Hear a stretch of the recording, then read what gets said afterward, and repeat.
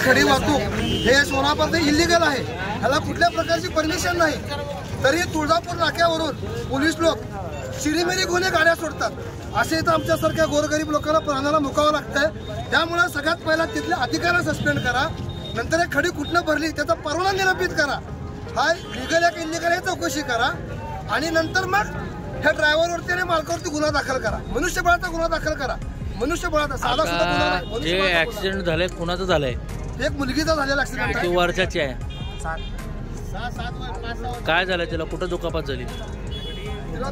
पायाला पांढरी दुखापत झाली, चांगलं टायर केलं, बघून काय दिसतच. आणि सगळ्यात पहिला त्या गाडी ड्रायव्हरकडे लायसन लागला, तुम्ही सगळं चौकशी करा. परवा दिवशी पण तिथे एक गेंटाळ चौकात एक लेडीज तिला जीवाला मुका 3 महिन्यापूर्वी पण अशीच घटना घडली सरस बिअर बार जवळ.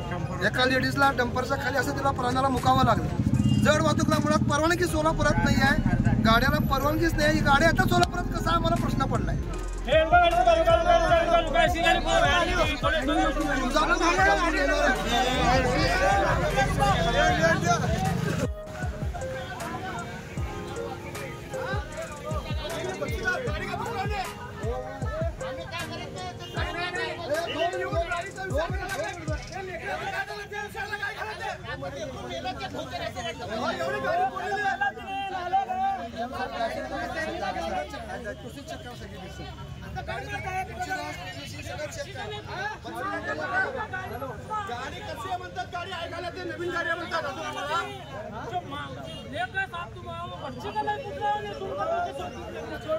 हाँ बोलो। गाड़ियाँ बंद करना, बच्चे जाते रहते हैं, बड़े जाते रहते हैं, जाने आने का स्कूल को जाते हैं, ट्यूशन को जाते हैं, ऐसा बड़े बड़े गाड़ियाँ आए तो बच्चे गाड़ियाँ कैसे चलाना, जाना कैसा, आना कैसा, साहब बड़े गाड़ियाँ बंद करो।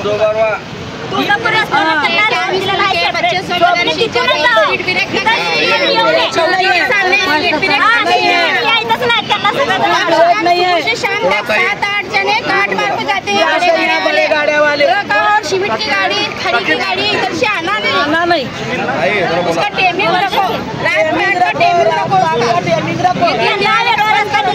सिटीमध्ये प्रवेश नाही. लहान मुलं असतात, बाया असतात, कामाधंद्याला येतात, जातात, माणूस गडबडीत असते आणि तसल्या मोठ्या मोठ्या गाड्या इथून जातात, तर ती गाड्या येणं इथं बंद करा.